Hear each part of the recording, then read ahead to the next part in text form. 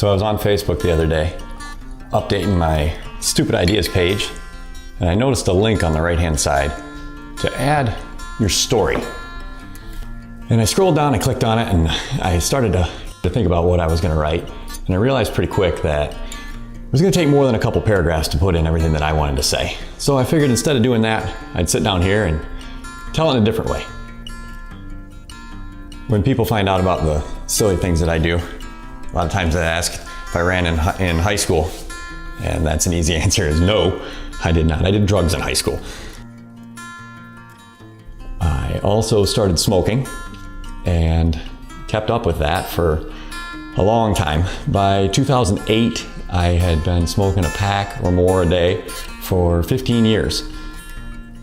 At the time, I was also playing beer league softball here in the city, and we were expecting our first baby, Corbin.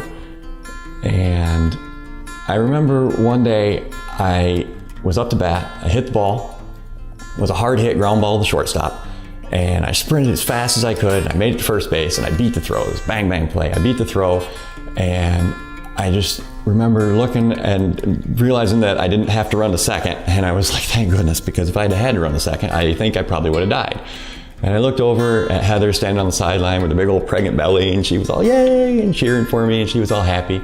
And I realized, what am I going to do in 10 years when that kid is 10 years old and wants to play soccer in the backyard with daddy, and I can't even run now. I'm not even 30 years old. I was 29 at the time.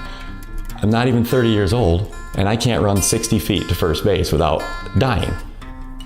So I decided I needed to make a change. So that September, that Labor Day, I went on a fishing trip with my buddies and just partied it up all weekend long. When I came back on Tuesday, I said, that's it, I'm done, I'm gonna make a change. So I quit smoking and I decided I'd start running.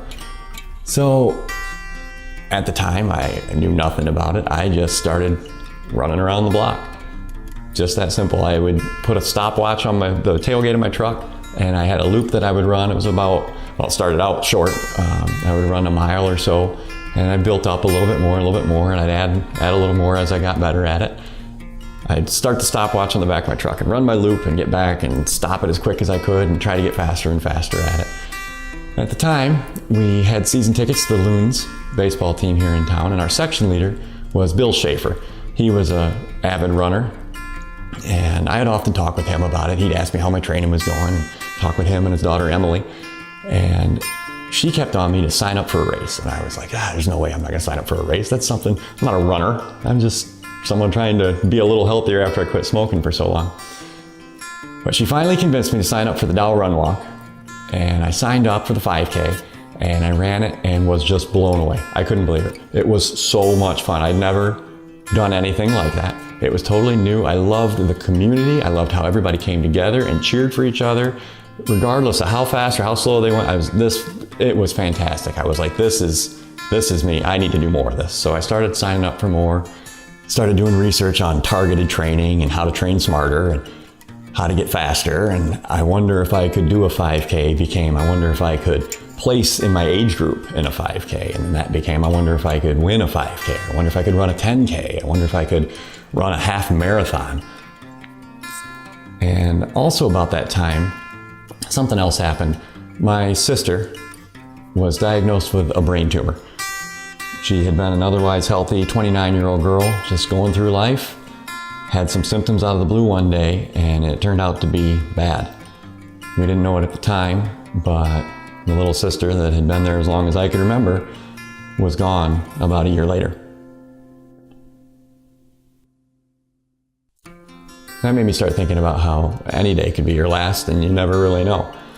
So I decided I'm gonna start making the most out of every day. I'm gonna go out and do these crazy things that I have ideas of. I wonder if I can do it. Stop wondering if I can do it, just go out and do it.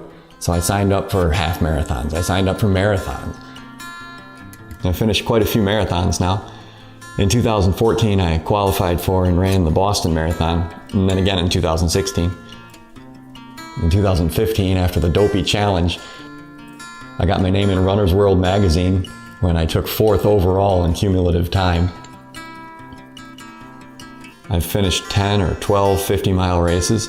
I've finished 700-mile races. another 300-mile runs just on my own. I swam 9 miles across Crystal Lake. In 2013, I did my first Ironman triathlon. In 2014, I did a double Ironman. Then in 2017, I did a triple. It took me 3 years to do it, but I ran 131 miles from my house to Traverse City just to prove to myself that I could. Throughout all of that, I've had the best support team I could ever ask for in my family. So what's the point of all this? Obviously, I'm proud of the things that I've done, but more importantly, I want people to realize that there's nothing special about me. I didn't come from a running background. I didn't run in high school or college. I'm just a regular guy. I was a smoker for 15 years. I just decided to make some changes, and I worked really hard to make those changes, but anybody can do it. All you have to do is make up your mind that you're going to, put in the effort, and you will. I really believe that. Anything is possible. So that's my story. Thank you to everyone who's been a part of it so far. Here's to all the pages I'm yet to write.